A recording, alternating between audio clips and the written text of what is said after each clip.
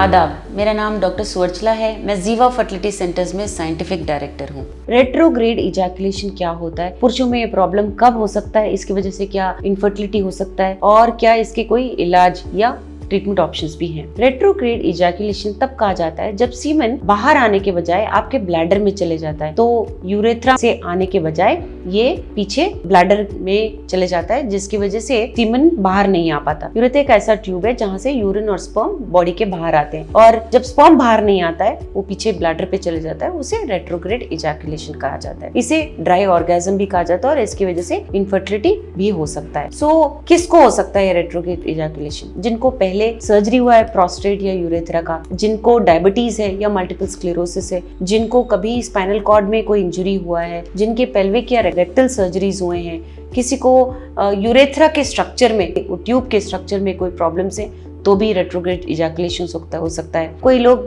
कुछ मेडिकेशंस ले रहे होते हैं, जैसे कि प्रोस्टेट मेडिकेशंस हो गए, हाई ब्लड प्रेशर मेडिकेशंस या एंटी डिप्रेशंस, उनमें भी ये कॉमनली देखा गया है। तो ये होता क्यों है? आपके जो ब्लैडर स्फिंक्टर के पास, ब्लैडर का जो नेक होता है उसके पास सर्कुलर मसल होता है। अगर इस मसल में कोई डिफेक्ट है, ये मसल ठीक से काम नहीं कर पा रहा है, तो ये द्वार बंद नहीं होता है, जिसकी वजह से सीमन बाहर ना आकर पिछले तरफ से यूरिन के बैग में यानी कि ब्लैडर में चला जाता है। तो ये स्फिंक्टर ठीक से काम नहीं करता और ये ब्लैडर नेक जो है खुला रह जाता है, और बंद होने के बजाय खुला रहने के कारण इजैकुलेट जो है, सीमन जो है वो बाहर नहीं आते हुए, लीस्ट रेजिस्टेंस कहाँ है उसको, पीछे ब्लैडर की तरफ है, इसलिए वो ब्लैडर में चला जाता है, तो कलेक्शन वहां हो जाता है। ट्रीटमेंट अक्सर सिम्टम्स के मुताबिक दिया जाता है और अक्सर आपके यूरोलॉजिस्ट और आप क्लिनिशियन बताएंगे कि इसके ज्यादा सीवियर सिम्टम्स नहीं है। अवश्य अगर आप बच्चों के लिए ट्राई कर रहे हैं तो इसके बारे में आपको अवश्य ध्यान देना चाहिए। अगर सीमन बाहर नहीं आता है उसे एस्पर्मिया कहा जाता है। इसमें जैसे मैंने कहा, सीमन जो है पीछे चला गया है, ब्लैडर में आपके स्पर्म्स चले गए, तो जब ये प्रॉब्लम डिटेक्ट हो जाता है पेशेंट को